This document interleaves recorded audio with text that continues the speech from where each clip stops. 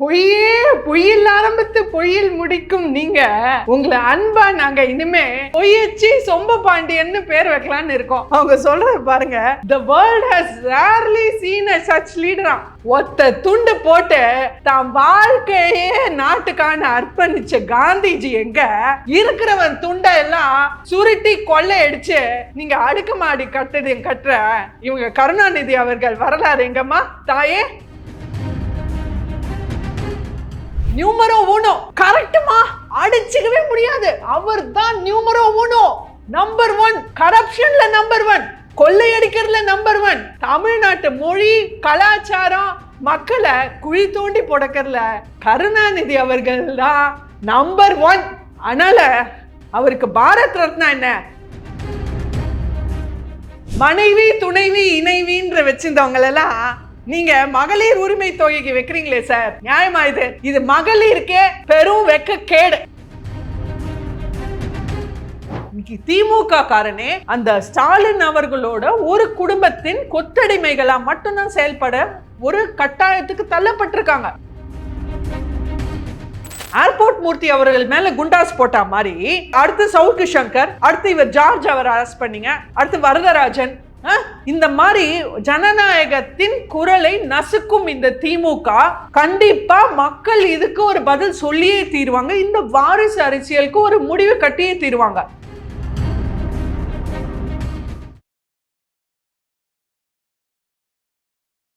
இளையபாரத நேயர்களுக்கு வணக்கம். இன்னைக்கு நம்ம நேர்களில் நம்ம சிறப்பு விருந்தினர் பாஜகவை சேர்ந்த பிரியஸ்ரீ மேம் அவர்கள் தான். மேம் வணக்கம். மேம் வணக்கம். ஆக்சுவலாக இப்போ கருணாநிதி அவர்களுக்கு பாரத் ரத்னா கொடுத்தாக வேண்டும் அப்படின்ற மாதிரி மேம் சிரிக்காதீங்க மேம், எவ்வளோ பெரிய தலைவர் அவர் சரிங்களா, அவருக்கு வந்து பாரத் ரத்னா கொடுக்கணுன்ற மாதிரி. ஏன் சிரிக்கிறீங்க? ஏன் 100 ரூபா காயின் வெளியிடும் போது பாஜக தான் வந்து வெளியிட்டு போனீங்க, ஏன் நீங்க தானே வெளியிட்டீங்க 100 ரூபா காயின் அவருக்கு? பாரத் ரத்னா கொடுத்துருங்கன்னு தானே மேம் கேட்குறாங்க, கொடுத்துருங்களா தயவுசெய்து? அதாவது நீ தமிழச்சி தங்கப்பாண்டியன் அவர்கள், அம்மா தாயே நீங்க திமுகவினர்னு செம்மையா நிரூபிச்சிட்டீங்கம்மா. ஏன்னா மற்றவங்கலாம் 1000 உண்மைக்கு ஒரு பொய் சொல்லுவாங்க, நீங்க உச்சி முதல் உள்ளங்கால் வரை பொய்யே பொய்யில் ஆரம்பித்து பொய்யில் முடிக்கும் நீங்க இன்னைக்கு உங்களை அன்பா நாங்க இனிமே பொய்யச்சி சொம்ப பாண்டியன்னு பேர் வைக்கலான்னு இருக்கோம். ஏன்னா அவங்க சொல்றது பாருங்க, the world has rarely seen a such leader. கண்டிப்பா சான்ஸே இல்லை. கருணாநிதி அவர்கள் மாதிரி வரலாறு காணாத ஒரு பெருந்தலைவர் இது வரைக்கும் தமிழ்நாட்டை இப்படி புதக்குழியில தள்ளுது வேற யாருமே இருக்க முடியாதுங்க, சான்ஸே இல்லை. அடுத்து ட்ரெயில் பிளேசரா 10 எரிதுன்றாங்க, கரெக்டு. இப்ப சாதாரண மங்கள தீபமா இருக்கிற திருப்பரங்குன்றம் பிரச்சனை கூட தமிழ்நாடு என்ன இந்தியாவே 10 எரியுது. சூப்பருங்க. அடுத்து அடிச்சாங்க. நெக்ஸ்ட் சூப்பருக்கு பாருங்க, இதுதான் செம்ம top. Einstein said about Mahatma Gandhi, generations will come about Mahatma Gandhi. Generations will come, but it is hard to believe that a man ever walked on earth in flesh and blood. The same, இப்ப பாருங்க ஹைலைட்டா, the same applies to Karunanidhi. அப்பா அம்மா தாயே, அம்மா தாயே சொம்படிக்கலாமா? ஆனா ஒத்த துண்டு போட்டு தான் வாழ்க்கையே நாட்டுக்கான அர்ப்பணிச்ச காந்திஜி எங்க இருக்கிறவன் துண்டை எல்லாம் சுருட்டி கொள்ளை அடிச்சு நீங்க அடுக்குமாடி கட்டுற இவங்க கருணாநிதி அவர்கள் வரலாறு எங்கம்மா தாயே? அடுத்து இதுதான் செம highlight. From the humble beginnings, from 1967 to 2016, from a village in Tanjavur, he rose to the pedestal. He rose to the pedestal. ஏமா இதே கொஸ்டின் சூப்பருங்க. இதே கேள்விதான் டாக்டர் எம்ஜிஆர் அவர்கள், நம்ம புரட்சி தலைவர் எம்ஜிஆர் அவர்கள் எதிர்கட்சியா இருந்தப்போ கேட்டாரு. அதை எப்படிப்பா துண்டு பிடி பிடிச்சவன்லாம் இன்னைக்கு 3 மாடி கட்டடம் கட்டின 3 வருஷத்துல முதலமைச்சர் ஆயிட்டுன்னு அதே கேள்வியை இவங்க இங்கிலீஷ்ல சொல்லியிருக்காங்க. அவ்வளவுதான். இதுதான் கடைசி பாயிண்ட்.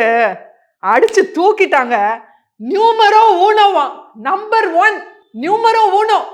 கரெக்டுமா, அடிச்சுக்கவே முடியாது. அவர் தான் நியூமரோ ஒனோ, நம்பர் 1, கரப்ஷன்ல நம்பர் 1, கொள்ளையடிக்கிறதுல நம்பர் 1, தமிழ்நாட்டு மக்களை வாழ்வாதாரத்தை கொள்ளையடிக்கிறதுல நம்பர் 1, மணல் கொள்ளையடிக்கிறதுல நம்பர் 1, தமிழ்நாட்டு மொழி கலாச்சாரம் மக்களை குழி தோண்டி புடக்கிறதுல கருணாநிதி அவர்கள் தான் நம்பர் 1. அதனால அவருக்கு பாரத் ரத்னா என்ன, உலக ரத்னாவே கொடுத்துடலாம். சூப்பருங்க. பட் இருந்தாலுமே வந்து இப்போ அவர் செஞ்ச லிட்ரேச்சரு, அப்புறம் தமிழுக்கு கொண்டாட்டிய விஷயங்கள் அதெல்லாம் மறைக்க முடியாதுல்ல மேம்? ஓஹோ, இவரை விட தாண்டி யாருமே லிட்ரேச்சருக்கு பண்ணது இல்லையான்னு நான் கேட்குறேன். தமிழ் மண்ணில் இன்னைக்கு சங்க இலக்கியங்கள் தமிழ் மொழியை மேல் தூக்கி வைத்தவங்க எவ்வளோ பேர் இருக்காங்க. கண்டிப்பாக கருணாநிதி அவர்கள் செஞ்சிருக்காரு, இல்லைன்னு சொல்ல. இருந்தாலும் அவருக்கு அதுக்கு ஈக்குவலா சொரண்டிட்டாருங்க. அதுக்கு எங்க போவீங்க? நான் கேட்குறேன், ஒத்த கேள்வி கேட்குறேன். தமிழச்சி தங்கப்பாண்டியன் அவர்களே, தாயே, ஒத்த கேள்வி கேட்குறேம்மா. இப்போ மட்டும் உங்களுக்கு என்னவா பாரத் ரத்னா? அதான் பாரத்னாலே உங்களுக்கு பிடிக்காதே. மொழி கொள்கை, பாரத் ரத்னா விருது வாங்கி பேர் மாத்திருவீங்களா? பாரத்னா என்னம்மா, தமிழ் மொழியா? ரத்னானா என்னம்மா, தமிழ் மொழியா? அதான் உங்களுக்கு பாரத்னா பிடிக்காது, ரத்னானா பிடிக்காது, ஒன்றிய அரசுனா பிடிக்காது, இந்தியானாலே பிடிக்காது. எதுக்குமா உங்களுக்கு பாரத் ரத்னா? குப்பையில போடுங்கம்மா. நம்ம அடுத்ததாக பார்த்தோம் அப்படின்னா, இப்போ நீங்கள் சொன்ன மாதிரி இப்போ திமுகவில் வந்து கொள்ளையடிக்கல அதிகமாக. இப்போ கே நேரு அவர்கள் 1000 கோடிக்கு மேலே வந்து ஊழல் பண்ணியிருக்காருமா, என்ஃபோர்ஸ்மெண்ட் கம்மியா இருக்குல்ல? இன்னும் ஜாஸ்தி நம்பர் எதிர்பார்த்தேன்.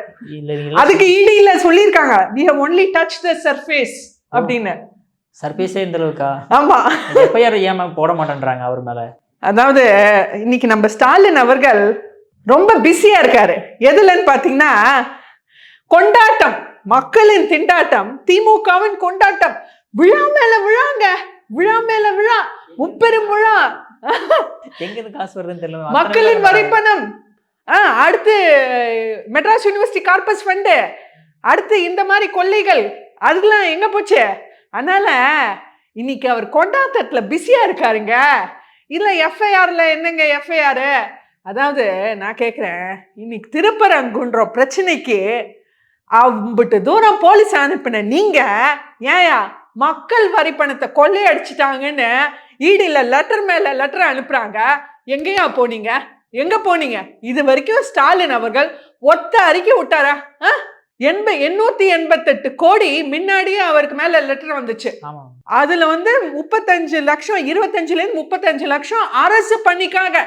எப்படி திரு செந்தில் பாலாஜி அவர்கள் இன்னைக்கு அரசாங்கத்தையே குத்தகைக்கு விட்டுருவாங்க போல இருக்கு. அந்த மாதிரி இவங்க வந்து இன்னைக்கு கே நேரு அவர்கள் மேல ஏற்கனவே வந்துச்சு. அதுலயே அவர் வந்து அப்செட் ஆகி, ஐயா அப்ஸ்காண்ட் ஆகி கே நேரு அவர்கள் பர்த்டேவை கூட கொண்டாடல, அதுக்கு கூட தடை போட்டாரு. திருச்சியில யாருமே என் பர்த்டேக்கு வருஷம் பயங்கரமா ஒரு பெரும் விழாவா கொண்டாடுற கே நேரு அவர்கள் பர்த்டேவை ஜஸ்ட் 1 வீக் பிஃபோர் இந்த 88 கோடி நியூஸ் வந்த உடனே கே நேரு அவர்கள் அப்ஸ்காண்ட் ஆயிட்டு, யாருமே ஒத்த ஆளு இந்த திருச்சியில என் பேர்ல ஒரு போஸ்டரோ பேனரோ கொண்டாட்டமோ பண்ணக்கூடாதுன்னு தடை விதிச்சிருக்காரு. அந்த அளவுக்கு பயந்து நடுங்கி ஒடுங்கி நம்ம துண்டு அமைச்சரவை திமுகனா இப்படிதாங்க இருக்கணும், கரெக்டா அவர் திமுக மந்திரின்னு நிரூபிச்சுட்டே இருக்காரு. அந்த அளவுக்கு இன்னைக்கு மக்களோட வரி பணத்தை சூறையாடி இதுல கே நேரு அவர்கள் பையன் அருண் நேருவா அவர் பாருங்க, உடனே கால் பிலாசபில உடனே இங்கேருந்து பறந்து டெல்லிக்கு போய் இப்ப மட்டும் ஒன்றிய அரசு கேக்குதா, இப்ப மட்டும் நிர்மலா சீதாராமன் அவர்கள் காலை பிடிச்சா போருமா? இதெல்லாம் செல்லா காசுப்பா, தூக்கி போடுங்க. ஓகேமா, நீங்க சொன்ன மாதிரி பல நிகழ்ச்சிகள் நடத்துறாங்க திமுக. அப்படிங்கும் போது நேத்து கூட ஒரு நிகழ்ச்சி நடத்தினாங்க மேம், நேத்து முந்தா நாளாம் பாரு. அதாவது நிகழ்ச்சியா ஏங்க, மூவி ஆடியோ லான்ச் நினைச்சிட்டேனா? அந்த அளவுக்கு பிரம்மாண்டமா மூவி ஸ்டார் ஃபங்க்ஷன் மாதிரி இருந்துச்சு. எல்லாமே ஃபுல் கிளாமரஸ் தாங்க. அதாவது தமிழ் பெண்களுடைய முன்னேற்றத்தை பத்தி பேசும்போது அதுல வந்து ஒரு குழந்தை வந்து அப்பா அப்படின்ற மாதிரி ஒரு கர்ச்சீஃப் கூட கொடுக்குற வீடியோலாம் வைரல் ஆகுதுல்ல மேம், எதுக்காக இந்த மாதிரி விஷயங்கள்லாம்? இன்னைக்கு தமிழகத்துல அடிக்கடி எனக்கு வர கன்ஃபியூஷன் ஆகுது, யாரு அப்பா யாரு தம்பின்னு தெரியல. ஏன்னா திடீர்னு இப்ப மு க ஸ்டாலின் அவர்கள் உதயநிதிய தம்பி உதயநிதின்றாரு. எனக்கே டவுட்டா இருக்கு, யாருப்பா அது அப்படின்னு. புதுசா ஒருத்தர் வந்திருக்காருன்னு. அந்த மாதிரி அவர் அப்பான்றாரு ஃபர்ஸ்ட். இப்ப என்ன சொல்றாரு, நேத்து பேச்சுல உங்க ஒருத்தர் வீட்டுலயும் என்ன அண்ணனாவும் தம்பியாவும்ன்றாரு. சார் ஃபர்ஸ்ட் நீங்க கிளாரிஃபை பண்ணிக்கோங்க சார். நீங்க அப்பாவா, அண்ணனா, தம்பியா, முதலமைச்சரா, இல்லை யாரு நீங்க? இந்த அந்த அளவுக்கு ஒரு கன்ஃபியூஷன்ல இன்னைக்கு திமுகல இது படு ஜாலியா எல்லாமே ஒரு ஸ்டார் லெவல் தாங்க, சான்ஸே இல்லை. அதுல நம்ம முத்துவேல் கருணாநிதி ஸ்டாலின் அவர்கள் சொல்றாரு, வரலாறு எழுதும்போது மகளிரின் புதிய அத்தியாயம் ஸ்டாலினின் திராவிட மாடல் ஆட்சியில தான் தொடங்கிச்சான். ஆமா சார், ரொம்ப கரெக்ட். உங்க மாடல் ஆட்சியில தான் எல்லா அப்பங்காரனும் நெஞ்சில நெருப்ப கட்டி வயதுல நெருப்ப கட்டி எல்லா அம்மாக்காரங்களும் வீட்டுல இருக்காங்க. அவங்க பிள்ளைய இன்னைக்கு வெளியில அனுப்ப முடியல, ஒரு காலேஜுக்கு அனுப்ப முடியல, ஒரு வேலைக்கு அனுப்ப முடியல. இதுல நீங்க கலைஞர் மகளிர் உரிமை தொகை சார் நியாயமா இருக்கா? துர்கா ஸ்டாலின் மகளிர் உரிமை தொகை ஒத்துக்கிறேன் சார். கனிமொழி மகளிர் உரிமை தொகை ஒத்துக்கிறேன் சார். இன்னைக்கு அதாவது மனைவி துணைவி இணைவின்ற வச்சிருந்தவங்களெல்லாம் நீங்க மகளிர் உரிமை தொகைக்கு வைக்கிறீங்களே சார், நியாயமா இது? இது மகளிருக்கே பெரும் வெக்க கேடு. அதுல அவர் வேற சொல்றாரு, 7ஆம் தேதி மே 2021 நான் பதவி ஏற்றப்போ அன்னைக்குதான் சார் மகளிருக்கு சனியே தொடங்கிச்சு. 7ஆம் தேதி மே 2021 அன்னைக்கு பிடிச்ச சனி இன்னைக்கு 2026 தான் ஓய போகுது. அதுல மகளிர் உதவி தொகை அப்படின்னு நான் வைக்க கூடாதுன்னு உறுதியா இருந்தேன். இது மகளிர் உரிமை தொகை. நான் கேக்குறேன் சார், ஸ்டாலின் அப்பா அவர்களே, நான் கேக்குறேன், மகளிரோட உரிமை இன்னைக்கு மகளிரோட உரிமை இந்த பிச்சை காசு 1000 ரூபாவா? இந்த பிச்சை காசு 1000 ரூபாய் தான் அப்ப இன்னைக்கு தமிழ் மகளிரின் உரிமை இல்லையா? மகளிர் அவ்வளோ சீப்பா போயிட்டாங்க. இந்த 1000 ரூபாய் வச்சு என்ன பண்ண முடியும்? அவங்க குடும்பம் நடத்த முடியுமா? பிள்ளைங்களை படிக்க வைக்க முடியுமா? இல்ல அவங்க செலவுகளை, வீட்டு செலவுகளை பார்க்க முடியுமா? என்ன பண்ண முடியும் 1000 ரூபாயில? இதுல வேற இந்த 1000 ரூபாய் தமிழ்நாட்டோட மகளிரோட எண்ணிக்கை, population of women in Tamil Nadu 3.6 crores, 3.5 கோடி, 3.6 கோடி, 3.6 கோடி மகளிர்ல. சரி, 1 கோடி சின்ன பசங்கன்னு விட்டுருவோம். 1 கோடி விட்டா கூட 2.5 கோடி மகளிர்னு வச்சுப்போமே தோராயமா. 2.5 கோடி மகளிர்ல நீங்க எவ்வளவு பேருக்கு உரிமை தொகை கொடுத்தீங்க? நான் கேட்கிறேன். முதல்ல நீங்க எலெக்ஷன் அறிக்கையில விட்டது வீட்டுக்கு ஒரு ரேஷன் கார்டுக்கு ஒரு மகளிருக்கு 1000 ரூபான்னு, நிபந்தனையற்ற 1000 ரூபான்னு. அதுக்கப்புறம் நீங்க தத்தி திணறி 2021 அப்புறம் 2023 கடைசியில கொஞ்சம் பேர் கொடுத்தீங்க, அதுவும் பல நிபந்தனைகளோட. அதுக்கப்புறம் இப்ப ஆட்சி முடியும் போது இது என்னைய உரிமை தொகை, என்ன உரிமை தொகைன்னு? இது வெறும் ஒரு ஓட்டு பிச்சைக்கான லஞ்சம், மகளிரோட ஓட்டு பிச்சைக்கான லஞ்சம். இந்த 1000 ரூபாய் அதையும் நீங்க கொடுத்தது, இது வரைக்கும் கொடுத்தது மொத்தமே கனெக்ட் பண்ணா 1.3 கோடி மகளிருக்கு மட்டும் தான் கொடுத்துருக்காங்க. மொத்த மகளிர் 2.5 கோடி மகளிர்னா நீங்க அல்ல, even only half you have touched, பாதி மகளிருக்கு தான் கொடுத்துருக்கீங்க. இதுதான் மகளிர் உரிமை கொடுக்குற தொகை கொடுக்குற லட்சணமா? நான் கேட்கிறேன். இதுதான் நீங்க மகளிரை முன்னேற்ற கூடிய லட்சணமா? Okay ma'am. பட் இருந்தாலுமே அந்த மேடையில் வந்து எல்லா பெண்மணிகள், தமிழ்நாட்டில் சாதிச்ச எல்லா பெண்மணியும் கூப்பிட்டு வச்சு ஒரு அங்கீகாரம் கொடுக்குறாங்களா மேம்? அந்த பாராட்ட வேண்டிய விஷயமாச்சா இது? அதாவது இதுல ரொம்ப பாராட்ட வேண்டிய விஷயம் என்னன்னா, ஹைலைட்டே இந்த கண்கொள்ளா காட்சியை பெரியார் அண்ணா அவர்கள்லாம் பார்க்க இல்லையேன்னு வருத்தப்படுறேன்னு. அதுல வேற திவ்யா சத்யராஜ் அவர்கள் சொல்றாங்க, திரையில டான்ஸ் ஆடுறவங்க எல்லாம் தலைவர் இல்ல, தரையில இறங்கி அடிக்கிறவங்க தான் தலைவரா. ஆமாமா, தரையில இறங்கி நல்லா அடிக்கிறாருமா உங்க தலைவர். 4.5 வருஷம் அடிச்சு இன்னைக்கு தமிழ, சாதாரண தமிழ ஓஞ்சு ஆஞ்சு போய் நடு தெருவுக்கு வந்துட்டாங்க. நம்ம அடுத்தா பார்த்தோம்னா, இப்போ இந்த மாதிரி திமுக மீது ஏதாவது விமர்சனம் வச்சா கூட வந்து கைது பண்ணிட்டு போயிடுறாங்களே மேம். சவுக்கு சங்கரை கூட வந்து கைது மேலே கைது பண்ணிக்கிட்டே இருக்காங்க திரும்ப. அதுவும் கூட்ட உடச்சிட்டு போய் கைது பண்ற அளவுக்கு என்ன மேம் ஒரு தப்பானாரு? அதாவது இன்னைக்கு வந்து திமுக ஆட்சின்றது வந்து ஒரு கொடுங்கோல் ஆட்சி. சீமான் அவர்கள் சொன்ன மாதிரி இது ஒரு மன்னர் ஆட்சின்னு கூட சொல்ல முடியாது. It's dictatorship. ஒரு ட்ரம்ப் எப்படி அமெரிக்கால பண்றாரோ, இப்போ ஒரு யூஎஸ் கோல்ட் கார்டுன்னு போட்டு யாரு யூஎஸ்குள்ள இருக்கலாம் வரலாம்னு சொல்லி இருக்கிறவனெல்லாம் வெளில தள்ளிட்டு இமிகிரன்ஸ் எல்லாம் இன்னைக்கு கோல்ட் கார்டு போட்டு யாரு உள்ள வரணும்னு அவர் ஸ்கிரீனிங் பண்ணிட்டு இருக்காரு. அந்த மாதிரி நம்ம ஸ்டாலின் அவர்கள், நான் கேட்குறேன், இன்னைக்கு ஏன் இது ஜனநாயகத்துல அதாவது போலீஸ் இருக்கும் போதே உங்க கட்சிக்காரன் தமிழக பாரத பிரதமரை ஒரு டெரரிஸ்ட்னு பேசியிருக்காங்க. அப்ப போகாத போலீஸ் ஒரு மக்கள் தன்னோட சுதந்திரமா ஒரு பேசறதுக்கு கூட உரிமை இல்லையான்ற இது ஒரு மிரட்டல். இது ஒரு கொடுங்கோல் ஆட்சி. இது வன்மையா கண்டிக்கணும். ஏன்னா இன்னைக்கு there should be a voice. மக்கள் தன்னோட நிலைப்பாடை எடுத்து சொல்லக்கூடிய ஒரு சுதந்திரம் இல்லைன்னா அப்புறம் எதுக்கு ஜனநாயகம்னு நீங்க சொல்றீங்க? இன்னைக்கு ஒரு ஒத்த குடும்பத்தோட இன்னைக்கு திமுக காரனே ஒரு கொத்தடிமை. இன்னைக்கு திமுக காரனே அந்த ஸ்டாலின் அவர்களோட ஒரு குடும்பத்தின் கொத்தடிமைகளா மட்டும்தான் செயல்பட ஒரு கட்டாயத்துக்கு தள்ளப்பட்டிருக்காங்க. இன்னைக்கு விசிகா காரங்க, திமுக மட்டும் இல்ல, திமுகவோட கூட்டணியில இருக்கிறவங்க விசிகா காரங்க, அதாவது எனக்கு பிரதமர் ஆகிறதுக்கு உரிமை இல்லையா, என்னோட தனி வழின்னு சொன்ன இவரு மீசையை முறுக்கிட்டு சிறுத்தைகள் இன்னைக்கு அந்த திருமா அவர்களே இன்னைக்கு எனக்கு ஆட்சியில பங்கு வேண்டாம், அதிகாரத்துல பங்கு வேண்டான்னு கம்முன்னு ஓரமா உட்காந்துருக்காரு. காங்கிரஸ் இன்னைக்கு இவங்க கூட்டணியில ஒண்ணு இல்லாம போயிடுச்சு. கம்யூனிஸ்ட் கட்சி காலி ஆயிடுச்சு. அந்த மாதிரி இன்னைக்கு மக்களும் மக்களோட வாழ்வாதாரம் இன்னைக்கு ஒரு கேள்விக்குறியா இருக்கு. இப்ப சவுக்கு சங்கரை அரெஸ்ட் பண்றதுக்கு என்ன அர்த்தம் எனக்கு புரியல. ஏர்போர்ட் மூர்த்தி அவர்கள் மேல குண்டாஸ் போட்டா மாதிரி அப்போ இப்ப அடுத்து சவுக்கு சங்கர், அடுத்து இவர் ஜார்ஜ் அவர் அரெஸ்ட் பண்ணீங்க, அடுத்து வரதராஜன், புதிய தலைமுறையை முடக்க ட்ரை பண்ணீங்க. இந்த மாதிரி ஜனநாயகத்தின் குரலை நசுக்கும் இந்த திமுக கண்டிப்பா மக்கள் இதுக்கு ஒரு பதில் சொல்லியே தீருவாங்க. இந்த வாரிசு அரசியலுக்கு ஒரு முடிவு கட்டியே தீருவாங்க. ஏன்னா இன்னைக்கு வாரிசு அரசியல்ன்றது அமித்ஷாஜி தமிழ்நாடு வந்தப்போ சொன்ன மாதிரி ஆஜ் சோனியா காந்தி கா एक ही गोल है राहुल गांधी को प्रधानमंत्री बनने का, आज स्टालिन का एक ही गोल है उदयनिधि को चीफ मिनिस्टर बनने का.